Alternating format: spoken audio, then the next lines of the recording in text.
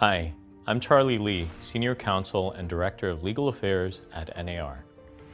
As buyers compete in a hot real estate market, they are searching for ways to stand out from the crowd.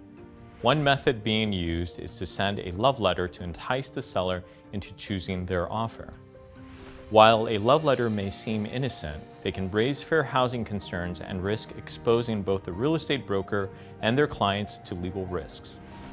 The Fair Housing Act makes discrimination illegal in the sale or rental of housing and prohibits making housing otherwise unavailable because of race, color, national origin, religion, sex, disability, or familial status.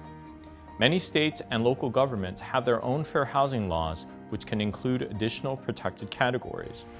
The use of a love letter often presents fair housing issues because they often contain personal information about the buyer, such as their race and culture or traditions, as a way of appealing to the seller's emotions. Some buyers even go as far as sending sophisticated packages that include photographs and videos.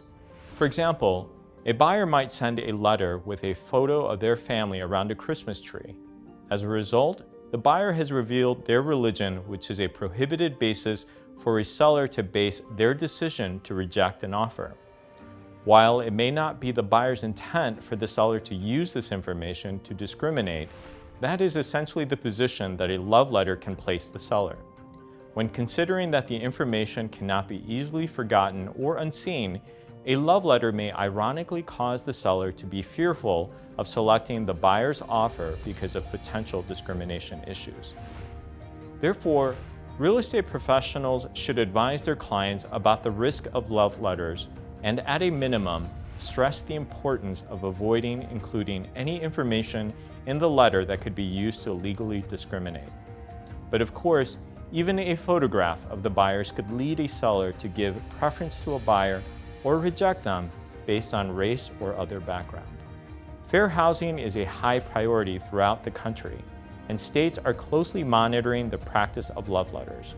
In fact, just recently, Oregon enacted a law to take effect on January 1, 2022 that bans the use of buyer love letters.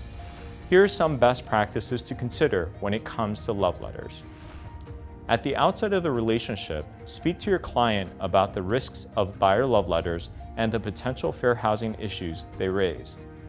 Remind your seller client that an offer should be assessed based only on objective criteria, such as price and timing.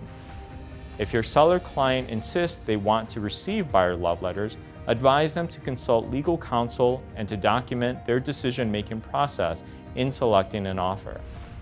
Avoid helping buyer clients to draft or deliver love letters. Be sure to warn them against revealing any personal information that could raise fair housing issues. Counsel them to focus on the characteristics of the home or other objective information. Lastly, help your buyer clients find other ways to differentiate themselves to win the property.